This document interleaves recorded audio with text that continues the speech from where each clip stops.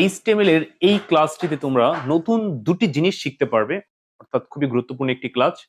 আশা করি মনোযোগ সহকারে সম্পূর্ণ দেখবে। তো এই প্রশ্নটি কুমিল্লা বোর্ড 2024 সালে আসছিল। আমি এই প্রশ্নটির উদাহরণ দিয়েই তোমাদের নতুন দুটি জিনিস শেখাই দিচ্ছি।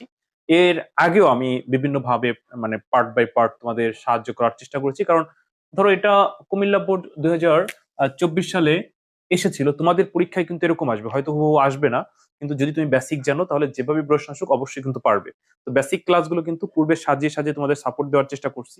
এরপরে তোমরা চাইলে আমার কাছে আইসিটি অনলাইনে প্র্যাকটিস করতে পারো। শুরুতে একদম বেসিক ক্লাসগুলো সাজিয়ে দেওয়া হবে, এরপরে বোর্ড পরীক্ষা পর্যন্ত হাতে ধরে ধরে প্র্যাকটিস করেন, ইনশাল্লাহ আইসিটিতে সর্বোচ্চ নাম্বার পাবে। তো যাই হোক, বিস্তারিত জানতে আমার এই নতুন হোয়াটসঅ্যাপ নাম্বারে এসএমএস দিয়ে আমরা ক্লাসে ফিরে যাই। আচ্ছা, ধরো এই এইচটিএমএলটা আমরা শুরু করব। তো প্রথমত অবস্থা হচ্ছে আমরা অনেক সময় একটা সমস্যায় পড়ে যায় যে ডক টাইপ এইচটিএমএল লিখবো কিনা। ডক টাইপ এইচটিএমএল লিখলে হবে, না লিখলে হবে, তবে লেখা ভালো। কারণ হচ্ছে বর্তমানে যে HTML5 চলতেছে, এই ডক টাইপ এইচটিএমএল লিখলে HTML5 নির্দেশ করে। তো আমরা তো সবসময় আপডেট নিয়ে কাজ করার চেষ্টা করবো, তাই না? তো পরীক্ষা হলে তুমি লিখতেও পারো, না লিখতেও পারো, কোনো সমস্যা নাই, তবে লেখা ভালো। ওকে, আমরা ধরো স্কিপ করে গেলাম, স্বাভাবিকভাবেই লিখতেছি। এই জায়গায় যে দুটি নতুন জিনিস শিখবা সেটা কিন্তু আমি বলতেছি, ওয়েট করো। আচ্ছা, যে কোনো এইচটিএমএল এ তোমরা জানো বেসিক ট্যাগ আগে লিখতে হবে। বেসিক ট্যাগ হচ্ছে এইচটিএমএল থেকে শুরু, এইচটিএমএল শুরু, তারপর হচ্ছে হেড, হেডের পর হচ্ছে টাইটেল।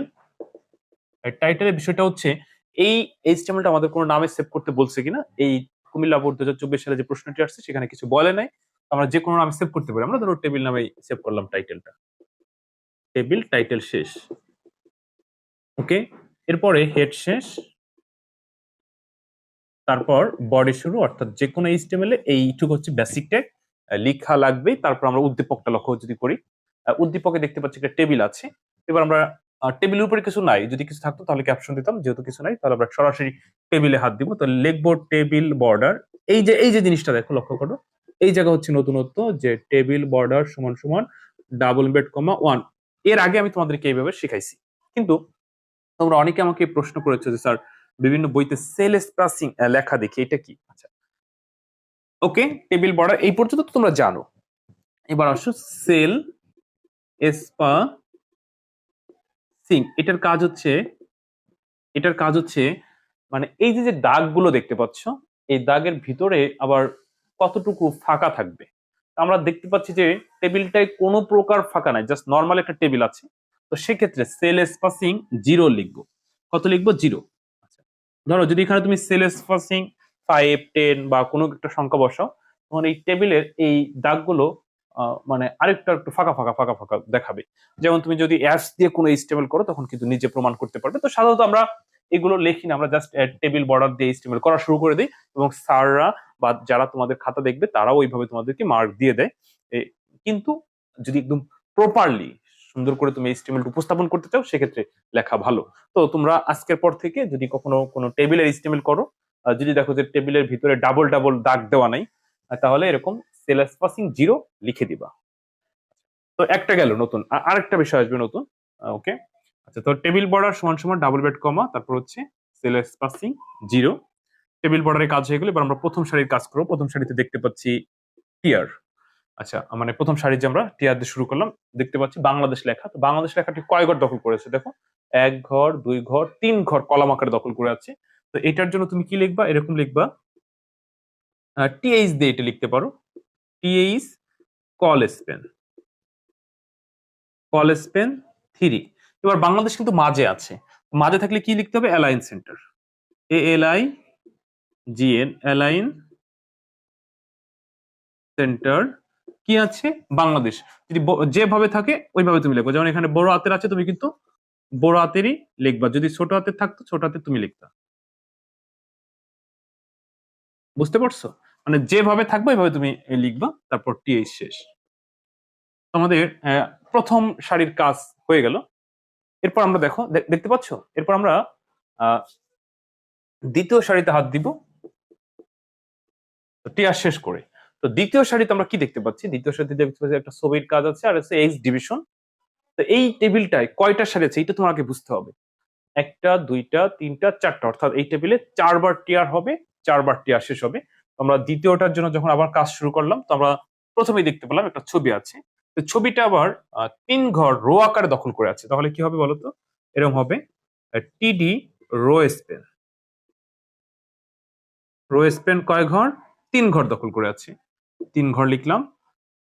এবার একটা ছবির সূত্র ব্যবহার করতে হবে। তো ছবির সূত্র হচ্ছে IMG SRC সমান সমান ডাবল ব্র্যাকেট কমার ভিতরে এই ছবির নামটা, তো ছবির নামটা হচ্ছে x.jpg।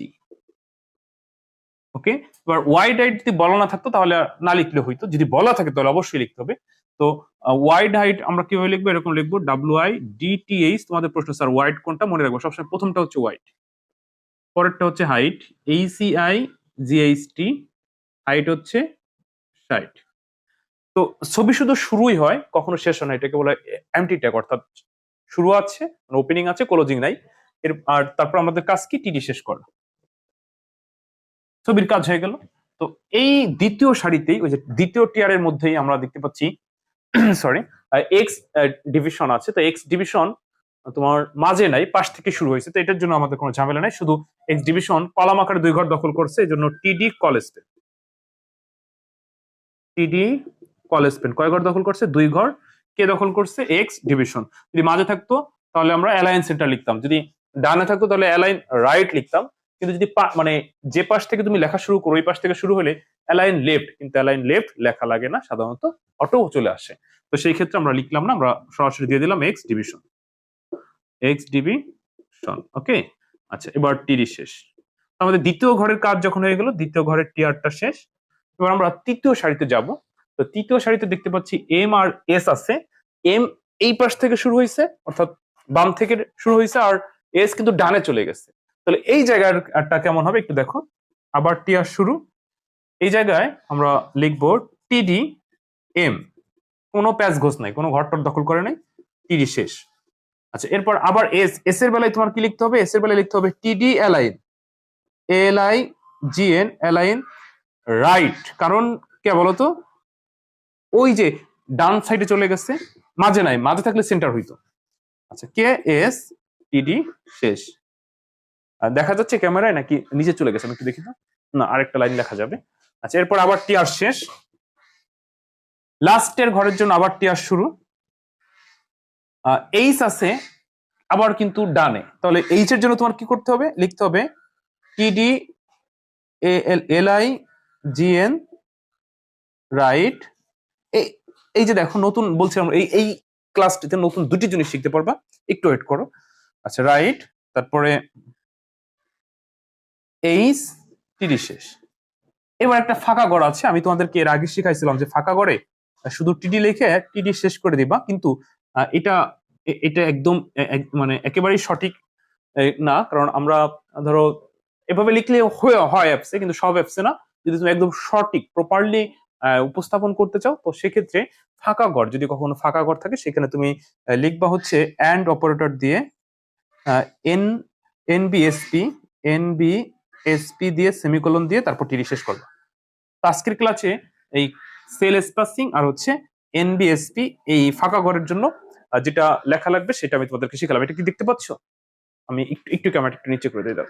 ওকে ওকে ওকে, ওই যে, ঠিক আছে। আচ্ছা, তো এরপর আমরা টিয়ারটা শেষ করলাম। তারপর তো তোমরা জানো বডি শেষ, এইচটিএমএল শেষ, মানে সরি টেবিল শেষ, বডি শেষ, এইচটিএমএল শেষ। তো যাই হোক, প্রিয় শিক্ষার্থী, আশা করি তোমাদেরকে আমি বুঝাইতে পারছি। তো তোমরা চাইলে কিন্তু ওই শুরুতে বলছিলাম, আমার কাছে আইসিটি আরো ভালো করে শিখে নিতে পারবে আমার কাছ থেকে। ইনশাআল্লাহ আইসিটিতে কোনো সমস্যা হবে না, বাইরে কারো সহযোগিতা ছাড়াই তুমি পরীক্ষার সর্বোচ্চ নম্বর পাবে। তো বিস্তারিত জানতে আমার এই নতুন হোয়াটসঅ্যাপ নাম্বার SMS দিও। তো ভালো থেকো, পরবর্তী ক্লাসে তোমাদের সাথে আবার কথা হবে। আল্লাহ হাফেজ।